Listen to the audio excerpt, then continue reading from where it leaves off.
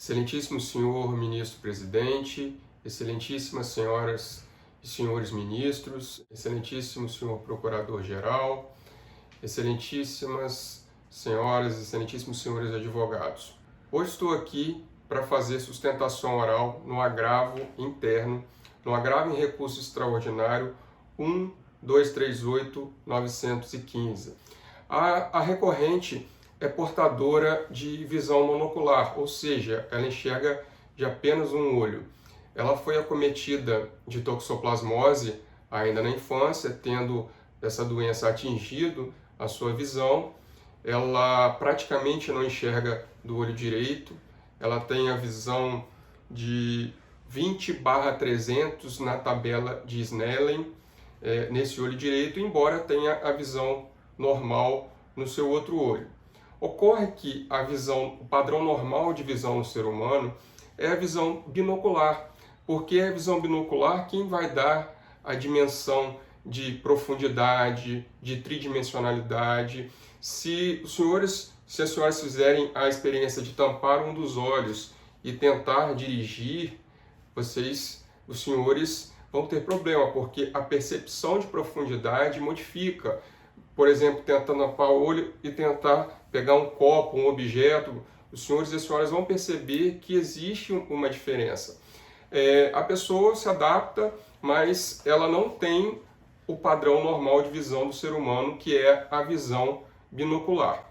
Sendo assim, ela ajuizou uma ação no Juizado Especial Federal pedindo o reconhecimento do direito à isenção para compra de carro, isenção de IPI, que é concedido às pessoas com deficiência visual. Importante lembrar que o Supremo Tribunal Federal, na remessa em mandado de segurança 26071 do Distrito Federal, e o Supremo Tribunal Federal, após reiteradas decisões, editou a súmula 377. Tanto o Supremo Tribunal Federal quanto o Superior Tribunal de Justiça reconhecem que a pessoa com visão monocular é deficiente visual para fins de concurso público. A autora deduziu o pedido de reconhecimento de direito à isenção para a compra de automóvel de passageiro de fabricação nacional. Essa isenção está prevista na Lei 9889 de 1995, que seu artigo 1º diz o seguinte: ficam isentos do IPI os automóveis de passageiros de fabricação nacional equipados com motor de cilindrada não superior a 2.000 cm3, de no mínimo 4 portas, inclusive a de acesso ao bagageiro, movidos a combustível de origem renovável, sistema reversível de combustão ou híbrido e elétricos, quando adquiridos por, inciso 4º, pessoas portadoras de deficiência, entre elas deficiência visual.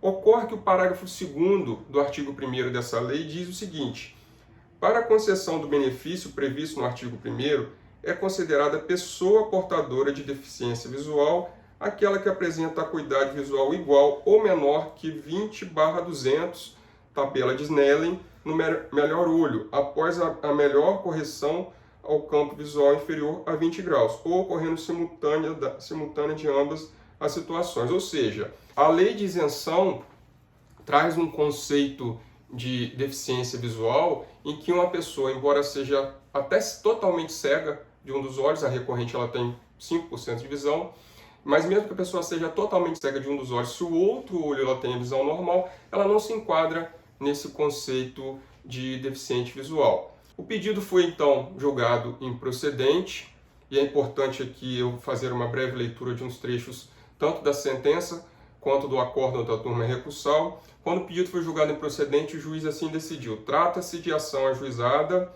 objetivando que seja declarado seu direito à isenção do IPI para aquisição de veículo em virtude de ser portadora de visão monocular. Como fundamentos, aduz, em síntese, que é portadora de visão monocular em decorrência de ter sido acometida de toxoplasmose, ainda na infância. Sustenta que sua condição de portadora de visão monocular é suficiente para seu enquadramento como deficiente físico e, portanto, beneficiária da isenção pleiteada. Consta ainda na sentença. No caso dos autos, como bem observado pela ré, o laudo oftalmológico de folhas 23, juntado aos autos pela própria autora, atesta que em seu melhor olho, ou seja, o olho esquerdo, a autora possui acuidade visual com correção de 20/20, ou seja, possui 100% da visão neste olho, portanto, possui acuidade visual superior a 20/20, ou seja, no olho bom, o outro olho dela, ela tem a visão muito baixa, quase cega.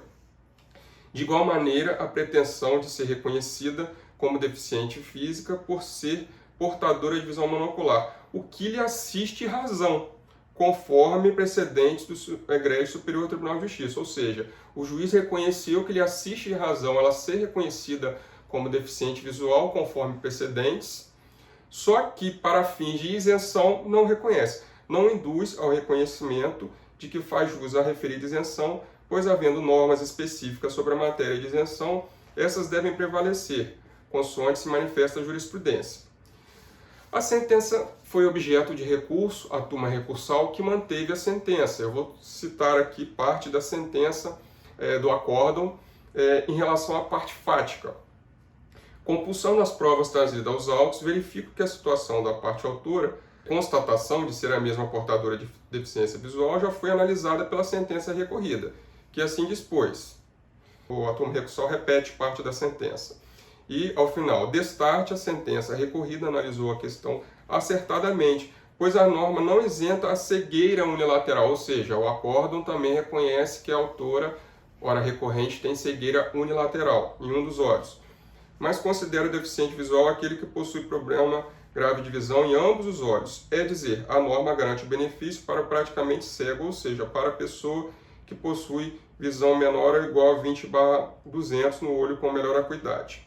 Tanto no acórdão, que foi objeto do agravo em recurso extraordinário, quanto na sentença, há textualmente a descrição fática. Então, esse recurso, esse agravo interno que se pede o provimento para que seja analisado o mérito do recurso extraordinário, de forma nenhuma pretende rediscutir matéria fática, mas sim, a partir da matéria fática já descrita no acórdão recorrido, pedir a interpretação da Constituição, né, interpretação da lei que concede isenção, conforme a Constituição, declarando a inconstitucionalidade do parágrafo 2º do artigo 1º da Lei 8989 de 1995.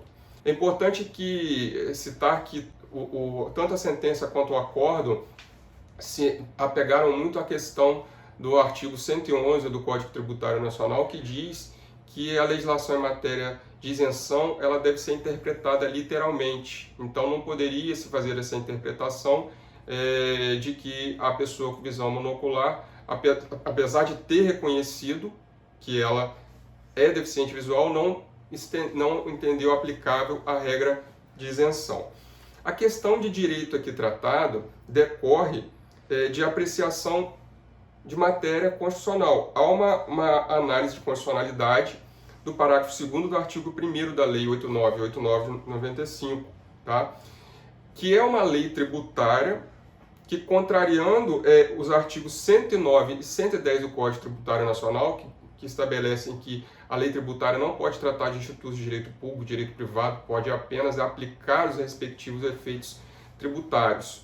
E contrariando um conceito constitucional, porque existe um conceito constitucional de pessoa com deficiência através da inserção no ordenamento jurídico brasileiro da Convenção Internacional dos Direitos das Pessoas com Deficiência, que foi inserido nos termos do artigo 5º, parágrafo 2º e 3º da Constituição, com status de emenda constitucional. Então nós temos a Convenção Internacional sobre os Direitos das Pessoas com Deficiência, aprovado pelo Decreto Legislativo 186 de 2008 e promulgado pelo Decreto 6949 de 2009, com status de emenda constitucional nos termos do artigo 5º, parágrafo 3º da Constituição.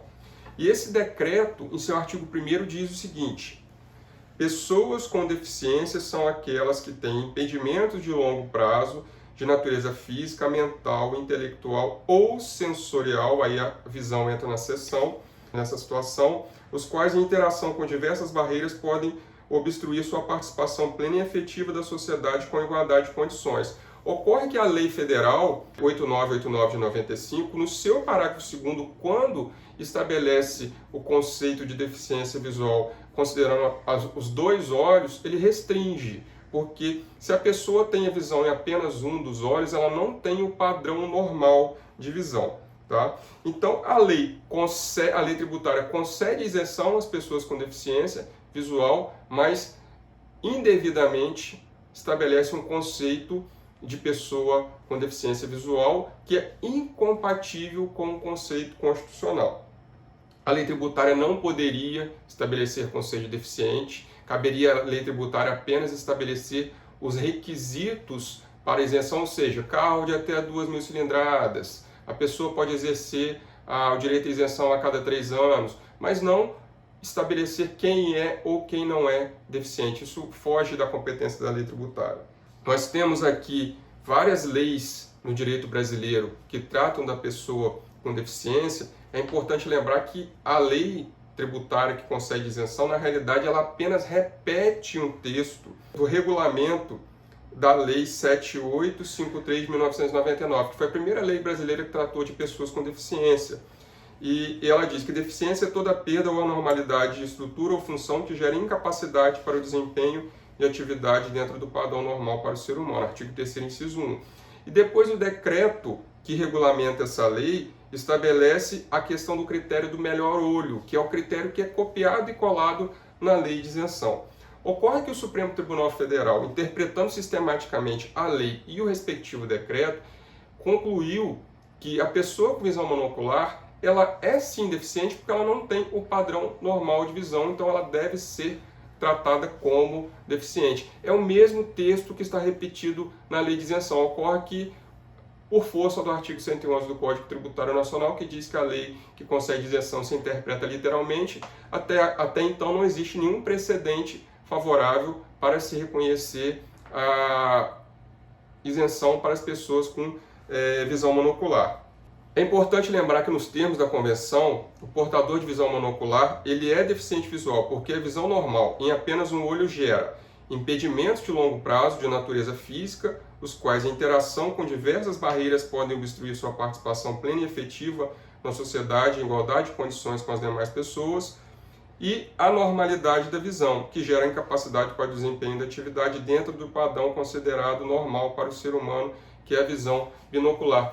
Importante lembrar que essa pessoa com visão monocular, ela não pode, por exemplo, tirar carteira profissional, ela pode tirar só carteira B, ela não pode ser motorista profissional, ela não pode fazer um concurso para a polícia, não pode entrar para o exército, ela tem várias limitações, ela não tem um padrão normal, ela não está em igualdade com uma pessoa que enxerga dos dois olhos. Se analisarem a questão médica, também a OMS tem uma recomendação, que eu cito inclusive o recurso, para reconhecer a visão monocular como deficiência. O agravo interno, que foi atacando a decisão que não admitiu o recurso extraordinário, o recurso extraordinário não foi admitido, o agravo em recurso extraordinário não foi admitido, por a devida vênia, o relator, o excelentíssimo senhor relator, entendeu que se tratava de reanálise de matéria fática, mas não é o caso, porque a matéria fática está muito bem delimitada no acórdão recorrido, e também não se trata de apreciação de direito local, porque nós estamos falando de lei federal violando diretamente a Constituição.